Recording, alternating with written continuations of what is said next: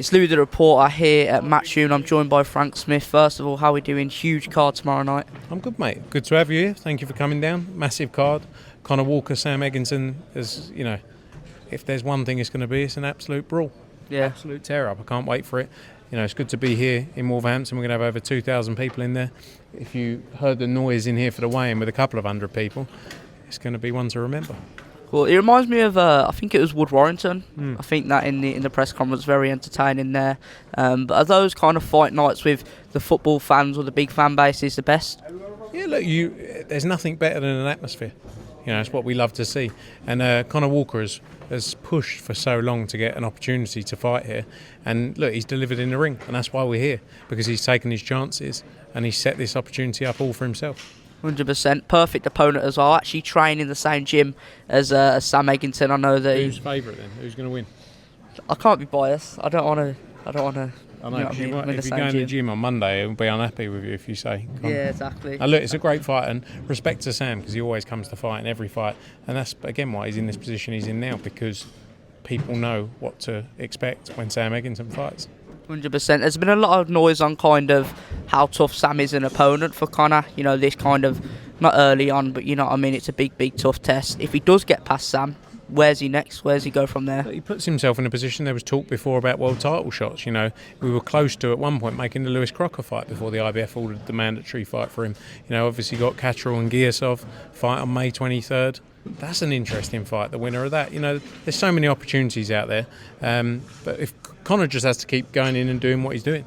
You know, if you deliver in performances like that, you've got a fan base like he has here, you know, he gets those shots. 100%. Do you think he can deal with the way Sam fights, the way he kind of turns it into a scrap? I mean, I think he loves a scrap. I think they both love a scrap, you know. And but that's why we're so, you know, intrigued by this fight, because we know it's only going one way. Let's be honest. You know, because Sam's not giving up without a fight. Yeah, 100%. And Tiah Ayton, she's on this card as well. I was at her first fight in Birmingham. You could tell she was going to be a star, the YouTube videos when she was younger, but where's she going to grow within women's boxing? It's growing massively, but where does she kind of rank within the up-and-coming fighters at the moment? I think she, in terms of her position right now, she's the hottest prospect in female boxing.